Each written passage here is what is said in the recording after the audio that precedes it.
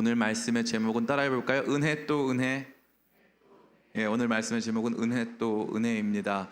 중고등학교 시절에 수학 시간이 되면 가끔 선생님께서 학생들 중에 몇 명 나와서 이 칠판에다가 선생님이 써놓으신 수학 문제를 풀도록 하실 때가 있습니다.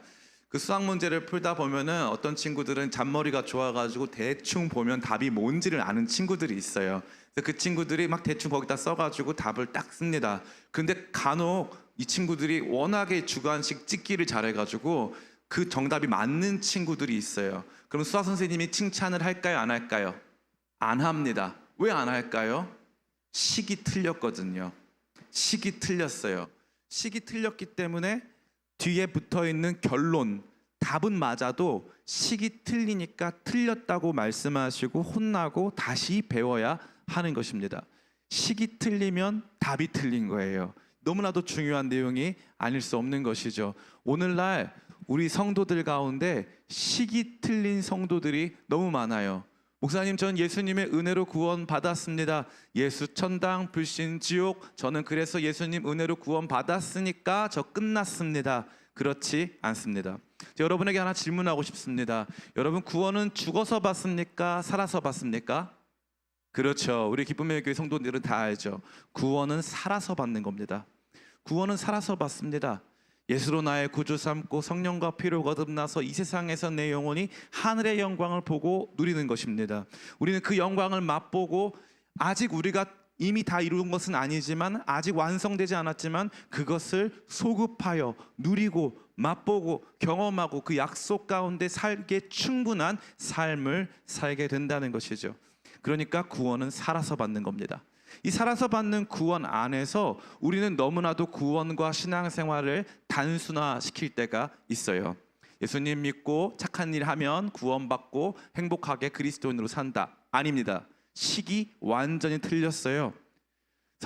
우리가 성경을 다루는 학자들은 크게 두 가지로 나눌 수 있어요. 물론 더 자세하게 많이 나눌 수 있지만 하나는 성경학자가 있고 다른 하나는 조직신학자가 있어요. 조직신학자들은 답을 구하는 사람들이에요. 그래서 이렇게 하면은 예수님 믿으면 구원받는 거야. 답을 구해요.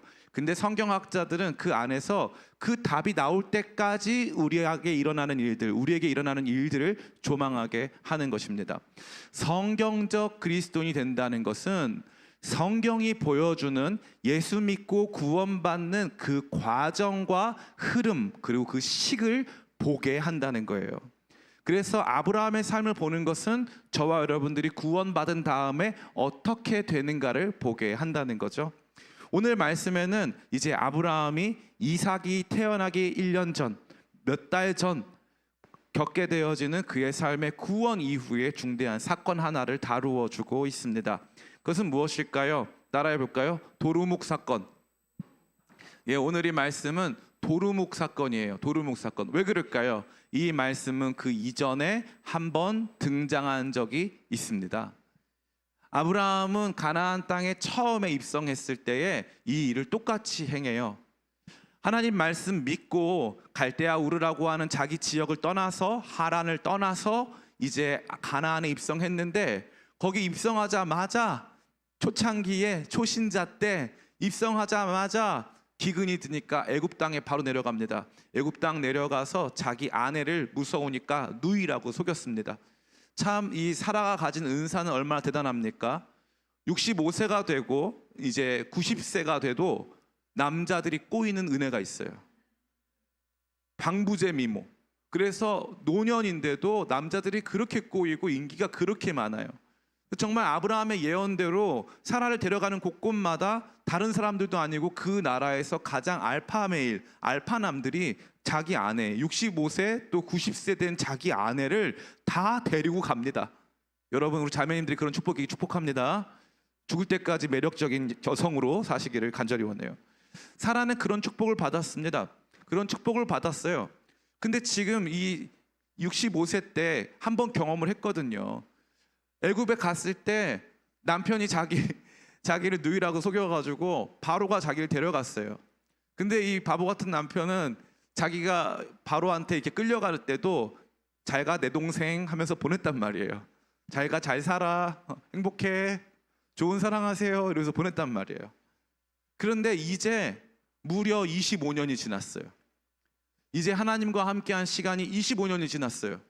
그런데 그랄 땅에 내려가서 똑같은 일을 또 범하고 있는 거예요.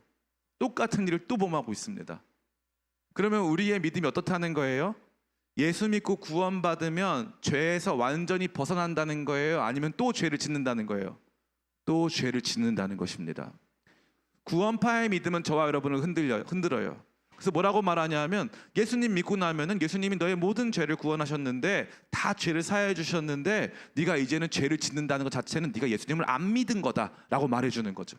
그들에게 이 말씀을 보여주면 돼요. 이 말씀을 보여주면 돼요. 야, 아브라함이 하나님을 믿으니 하나님께서 그것을 그의 의로 여기시기로 하고 창세기 15장에서 선언했음에도 불구하고 그는 이제 또 다시 하나님께서 전혀 원하지 않는 그 일을 또 행하더라. 그러면 아브라함도 구원 안 받은 거냐라고 말할 수 있어야 하는 것입니다. 이것이 우리 그리스도인의 삶의 모습이고 삶의 시기예요. 그러니까 우리는 언제든지 다시 또 도루묵으로 원래 그 자리로 돌아갈 수 있다 없다? 있다는 거예요. 언제든지 그 자리로 다시 돌아갈 수 있다. 말씀을 읽고 깨닫고 기도하고 감동받고 찬양했는데 다시 그 자리로 못 돌아간다? 그렇지 않다는 거예요. 다시 도루묵, 다시 하나님 없는 것처럼 다시 세상의 방법대로 살아가는 우리 자신을 만날 수 있다 없다? 있다라는 거예요. 있다라는 것입니다. 그리고 굉장히 재미있는 표현들이 많이 등장하죠. 여기 보니까 아브라함이 왜 속였냐라고 말하니까 여기 이렇게 되어 있어요. 같이 한번 읽어보겠습니다. 11절 말씀. 12절 말씀 같이 읽습니다. 시작. 아브라함이 이르되 이곳에서는 하나님을 두려워함이 없으니 내 아내로 말미암아 사람들이 나를 죽일까 생각하였음이요. 아브라함은 지금 이 그랄 땅과 또 그랄의 왕인 아비멜렉과 이 땅에 살아가는 주민들에 대하여서 가지고 있는 선입견을 보여줍니다.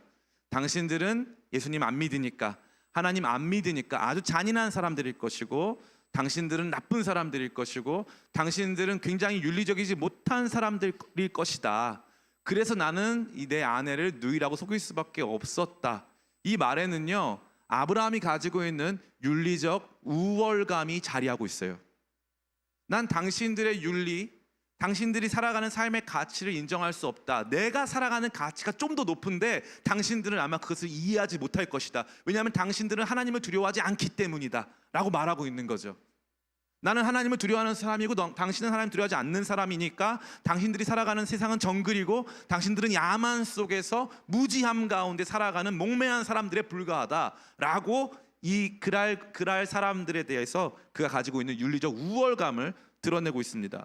그런데 너무 재미있는 건 뭐냐면요, 여기에 그랄 왕 아비멜렉이 하는 대사 중에 굉장히 특이한 대사가 있어요.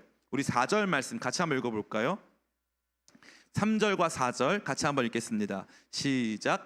그 밤에 하나님이 아비멜렉에게 현몽하시고 그에게 이르시되 내가 데려간 이 여인으로 말미암아 네가 죽으리니 그는 남편이 있는 여자임이라. 아비멜렉이 그 여인을 가까이 하지 아니하였으므로 그가 대답하되 주여 주께서 의로운 백성도 멸하시나이까. 이거 한번 띄워봐 주세요. 주께서 의로운 백성도 멸하시나이까. 많이 듣던 말 아닙니까? 누가 한 거죠?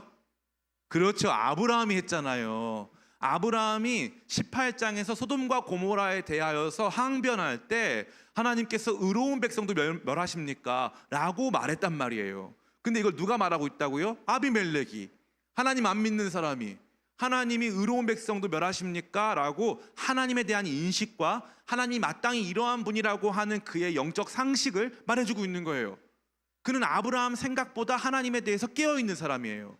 하나님이 어떠한 존재인지에 대해서 알고 있는 사람이라는 거죠. 아브라함이 가지고 있는 이 윤리적 우월성, 영적 우월성이 통하지를 않습니다. 그뿐 아니죠. 우리 같이 한번 읽어보겠습니다. 우리 15절 말씀 같이 한번 읽어볼까요? 15절 같이 읽습니다. 시작. 아브라함에게 이르되 내 땅이 네 앞에 있으니 네가 보기에 좋은 대로 거주하라 하고. 잘 보세요. 내 땅이 네 앞에 있으니 네가 보기에 좋은 대로 거주하라. 이거 누가 했던 말이죠? 그렇죠. 아브라함이 했던 거예요. 누구한테? 롯에게 했던 말이에요. 아브라함이 이해관계가 상충됐을 때 아브라함이 더 중요한 하나님의 사람으로서 하나님의 약속을 신뢰하는 사람으로서 롯, 너가 너의 이해관계를 충분히 챙길 수 있도록 롯, 너가 마음대로 행해라 라고 그런 아량을 보여줬단 말이죠. 지금 아브라함은 지금 이 그랄 땅은 하나님에 대한 두려움도 없이 완전히 야만적이고 자기 아내도 막 빼앗아고 자기 죽이는 그런 세상으로 알고 있었고, 자기는 윤리적 우월감을 갖고 있었던 거예요. 그런데 실상 어떤 사람이냐? 자기는 도루묵 사람이에요. 도루묵. 자기는 다시 또 그 범죄를 범하고 있었고, 또 하나님 신뢰하지 못했고, 사람들로 하여금 지금 범죄하게 할 뻔한 큰 그러한 실수를 범하고 있었다는 것입니다. 우리 9절부터 우리 9절 말씀 같이 한번 읽어보겠습니다. 8절 9절 같이 읽겠습니다. 시작. 아비멜렉이 그날 아침에 일찍이 일어나 모든 종들을 불러 그 모든 일을 말하여 들려주니 그들이 심히 두려워하였더라. 아비멜렉이 아브라함을 불러서 그에게 이르되 내가 어찌하여 우리에게 이렇게 하였느냐? 내가 무슨 죄를 내게 범하였기에 내가 나와 내 나라가 큰 죄에 빠질 뻔하게 하였느냐? 내가 합당하지 않은 일을 내게 행하였도다 하고. 아멘. 보세요. 아브라함은 뭐라고 했어요? 너희는 하나님 두려워하지 않아라고 말했죠. 근데 지금 이 사람들은 심히 두려워했다고 되어 있죠. 이 사람들이 하나님 더 두려워한 거예요. 믿지 않는 사람들인데 이 사람들은 하나님 더 두려워하고 있고, 실상 아브라함은 이들로 하여금 그들이 윤리적이지 못한 존재, 하나님 모르는 존재라고 그들을 완전히 폄하해가지고 자기는 영적으로 우월한 척하고 있었다는 사실이죠. 오늘 말씀 이게 다예요. 너무 놀라운 건 뭔지 아세요? 이제 20장이잖아요 지금. 그러면 21장에 누가 태어납니까? 한서는 이미 태어났어요. 21장에 하나님 약속의 자녀인 100살에 낳게 되어지는 이삭이 태어나요. 그러면 지금 이 그랄 왕의 신부가 되어서 그 집에 지금 끌려간 이 사라 뱃속에는 아기가 있을 확률이 있다 이 말이에요. 그런데 아브라함은 그런 상황에서 사라를 그랄 왕 아비멜렉의 아내로 줘버립니다. 너무 중요한 순간이죠. 이거 어려운 말로 사라를 뭐라고 하냐면 언약의 담지자라 그래요. 언약, 하나님께서 내가 아들을 주겠다고 했는데 그 아들을 담고 있잖아요. 그래서 사라는 너무 중요한 사람인 거예요. 그런데 지금 아브라함이 사라를 갖다 바쳐요. 자기는 윤리적으로 탁월하고 우월하고 나는 하나님을 알고 있는 사람이고 넌 모르는 사람인데, 지금 정작 아브라함은 다시 도루묵 신앙일 뿐만 아니라 하나님의 약속을 크게 훼손할 수 있는 언약의 담지자 사라를 그냥 갖다 바치는 그러한 결과를 만들어내고 있다는 사실입니다. 이게 누구다? 아브라함이다. 이게 누구다? 신자다. 이게 누구다? 저와 여러분이다. 우리는 언제든지 하나님 약속 따위는 우리의 안전을 위해서 내다버리고, 하나님 뜻하신 것 따위는 얼마든지 세상에 대한 우리의 두려움으로 말미암아 그 믿음을 저버리기에 일수인 도루묵 신앙의 소유자들이다 라는 것을 이 말씀은 저와 여러분에게 폭로해 주고 있는 것입니다. 그러면요, 놀랍게도 하나님께서는 어떻게 행하십니까? 제가 봤을 때 한 번 실수는 그럴 수 있는데 두 번 실수하면 어떡하죠? 두 번 실수하면 우리 인간 어떡합니까? 한 번 실수는 실수지만 두 번은 실력이라고 하잖아요. 두 번 실수는 어쩔 수 없다, 구제불능이라 생각하는 거예요. 두 번 실수한 거는 이건 절대 봐주면 안 된다 생각하는 거죠. 그런데 하나님 어떻게 하시죠? 아브라함 안 버리십니다. 하나님이 직접 개입하십니다. 3절 같이 읽습니다. 시작. 그 밤에 하나님이 아비멜렉에게 현몽하시고 그에게 이르시되 내가 데려간 이 여인으로 말미암아 네가 죽으리니 그는 남편이 있는 여자임이라. 하나님께서 강하게 말씀하세요. 강하게. 그는 남편 있는 여자야 라고 하나님이 보호해 주시죠. 그럼 하나님이 안 보호해 주셨으면 어떻게 될 뻔했어요? 이삭도 안 태어나고 아브라함은 사라 뺏기고 다 아무것도 안 될 일이 발생한 거죠. 아브라함 실력으로 약속 지킬 수 있어요, 없어요? 못 지켜요. 하나님이 개입해서 이 약속 지키시는 거예요. 하나님이 약속은 하나님이 지키시는 거예요. 하나님이 그 약속을 지킬 수 있도록 하나님께서 인도하시는 거예요. 그래서 우리 신자들은 오직 믿음을 고백하는 이유가 뭐냐 하면 우리 힘으로는 된다 안 된다? 안 된다. 우리 힘으로는 그 무엇도 안 된다는 것을 고백하기 때문입니다. 하나님께서 개입하세요. 근데 그냥 개입하지 않으시고요, 하나님께서 어떻게 개입하시냐면요, 하나님께서 도루묵 신앙을 가지고 있고 하나님 일에 적합하지 않고 날마다 하나님 떠나는 저와 여러분을 높이시면서 일을 하세요. 7절 말씀 같이 읽겠습니다. 시작. 이제 그 사람의 아내를 돌려보내라. 그는 선지자라. 그가 너를 위하여 기도하리니 내가 살려니와 내가 돌려보내지 아니하면 너와 내게 속한 자가 다 반드시 죽을 줄 알지니라. 이 말씀 너무 재밌지 않아요? 아브라함이 지금 사고 쳤어요. 아브라함이 지금 하나님께서 원하시지 않는 행동을 했을 뿐만 아니라 믿음을 저버렸고 하나님 약속을 다 송두리째 무산시킬 뻔했어요. 근데 하나님 뭘 하시는 거예요? 야, 너 아브라함한테 잘해. 아브라함 선지자야. 아브라함이 기도하면 너 큰일 나. 아브라함한테 잘해야 된다고? 하나님이 우리를 낮추시기는커녕 사람들 앞에 창피 주시기는커녕 하나님께서 우리한테 선지자라고 말씀하세요. 그러고 나서 실제로 어떻게 합니까? 우리 같이 한번 읽어보겠습니다. 17절 같이 읽습니다. 시작. 아브라함이 하나님께 기도하며 하나님이 아비멜렉과 그의 아내와 여종을 치료하사 출산하게 하셨으니, 아브라함이 하나님께 기도하니까 출산까지 했어요. 하나님께서 아브라함을 높이신 거예요. 그럼 보세요. 아브라함이 이때 기도했을 때 야 봐라 내가 너네보다 높다 이렇게 생각했을까요? 아니죠. 나 크게 사고 쳤고 나는 이러한 선지자라고 하는 타이틀 받을 만한 자격이 없는 사람인데 그래도 하나님이 나 높여주셨으니까 이 기도를 통해서 내가 당신 섬겨줄게요를 하는 거예요. 섬겨줄게요. 나 아무것도 할 수 있는 거 없고 늘 믿음으로 넘어지는 자에 불과하지만 하나님 주신 은혜가 나를 다시 당신을 섬기게 하십니다라는 것입니다. 저는 최근에 교회에 대한 분노를 좀 갖게 됐어요. 교회에 대한 분노가 사무쳐요. 사무쳐. 여러분 조금 죄송해요. 여러분 혹시 마음이 불편하실 수도 있는데 제가 조금 과하게 좀 얘기를 할게요. 제가 구시대적인 교회에 대한 환멸을 느껴요. 특별히 나이 많으신 목사님들 계시는 교회에 대한 너무나도 지긋지긋한 환멸이 느껴져요. 목사님 10분이 계시면 마지막에 깨끗하고 아름답게 끝내시는 분이 10분 중에 송구한 말씀이지만 3명도 안 되는 것 같아요. 그 3명도 돈 잘 받고 잘 대우받으면 잘 그만둘까 말까예요. 이게 한국교회 민낯입니다. 한국교회 너무 창피하지 않나요? 전 너무 창피해요. 그래놓고 어떻게 하죠? 자기들이 우월한 줄 알아요. 세상보다 우월하다고 생각해요. 세상을 가르치고 싶어 해요. 그렇게 살면 안 됩니다. 막 얘기를 해요. 정작 배워야 될 사람은 누구죠? 자기 자신입니다. 자기 자신이 배워야 돼요. 내가 구원받은 의인이라고 하는 이 탑과 내 식이 전혀 일치하지가 않는 그런 존재였구나. 성경이 보여주는 또 도루묵으로 돌아가는 그런 존재였구나. 내가 나 같은 게 어디서 세상 앞에서 소리를 높이면서 나는 의롭고 너는 의롭지 않다고 말할 수 있는 그런 자격이 없는 죄인이구나 라는 것을 발견해야 되는데 아주 의인들이 많아요. 아주 의인들이 많아요. 마틴 루터는 뭐라고 말합니까? 당신은 의인입니까? 예, 저는 구원받은 의인으로 칭함받은 죄인입니다라고 고백하잖아요. 나의 나 된 것은 하나님의 은혜입니다.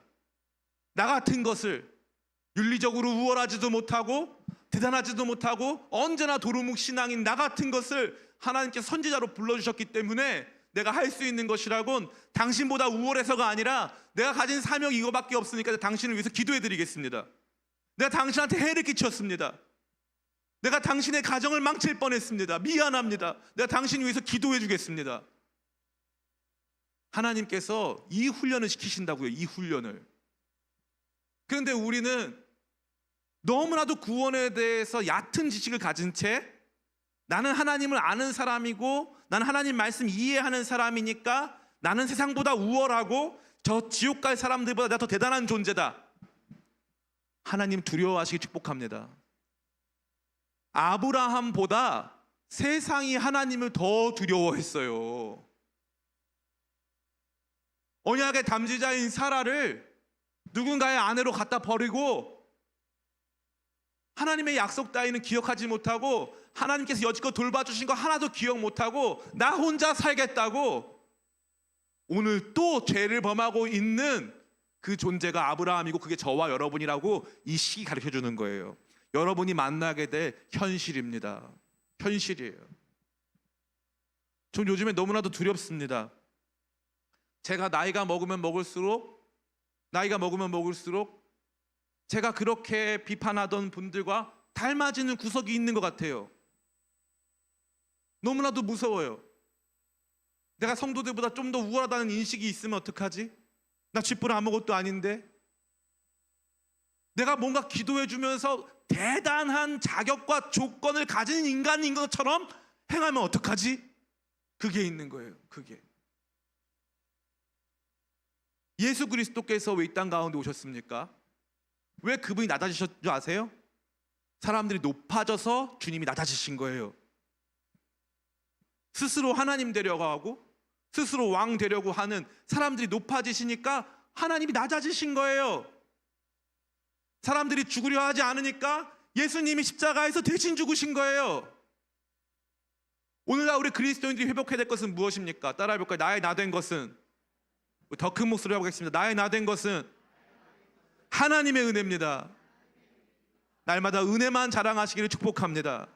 그 은혜가 얼마나 위대합니까? 저와 여러분 죄 져가지고 아무것도 못하는 저와 여러분을요, 하나님은요 자존심 상할까봐, 아브라함 기죽을까봐 아비멜렉한테 앞에 가가지고, 야 아비멜렉한테 너 아브라함 너 사과해. 야 네가 믿는 사람이 돼가지고 말이야 아비멜렉 가정에 큰 해를 끼칠 뻔했어. 이렇게 하지 않으시고 하나님 구원하셨다는 이유 하나만으로 저와 여러분의 민낯을 다 드러내면, 야 너 예수 믿는 사람이 그거밖에 안 되냐, 세상에 손가락질 당해야 되는데 하나님께서는 야 얘가 선지자야, 너 위해서 기도할 거야, 얘가 기도하면 세상이 바뀌어 말해주잖아요. 교회는요 세상 앞에 겸손해야 할 줄 믿습니다. 교회는 날마다 겸손해야 되는 거예요. 교회 되면 하나님의 은혜밖에 없는 줄 믿습니다. 그러니까 날마다 주님의 은혜 없이 우리 아무것도 아니라고 말해야 돼요. 우리가 세상을 섬기고 무언가 도움을 주었을 때 우리가 하나님을 아는 사람들이기 때문에 했다는 게 아니에요. 우리도 당신들보다 아무것도 못하는 존재에 불과하지만 은혜로 구원받았고 그 작은 은혜가 내 안에 있어서 이 작은 섬김 감당할 수 있습니다. 이 섬김 감당했다고 제가 당신보다 윤리적으로 우월한 것 아니에요. 이 섬김 감당했다고 제가 당신보다 영적으로 대단한 거 아닙니다. 저 그저 당신을 섬기면서 기도해 드리겠습니다. 이게 저와 여러분들이 이 귀한 성탄의 계절에 우리를 섬기시려 이 땅 가운데 스스로 낮아지신 예수님을 기억하며 가져야 될 마음인 줄 믿습니다. 은혜 또 은혜입니다. 날마다 은혜 또 은혜예요. 나의 나 된 것은 은혜 또 은혜예요. 다음 달에 이삭이 태어나도 오늘 이삭을 갖고 있는 사라를 내다 버릴 수 있는 존재가 우리임을 기억하면서 주님께서 우리를 붙잡아 주시고 우리를 날마다 세워주시고 우리 가운데 그 사명 기억하게 하시며 그 길 걷게 하시는 그 은혜만 의지하게 되시기를 예수님의 이름으로 축원합니다.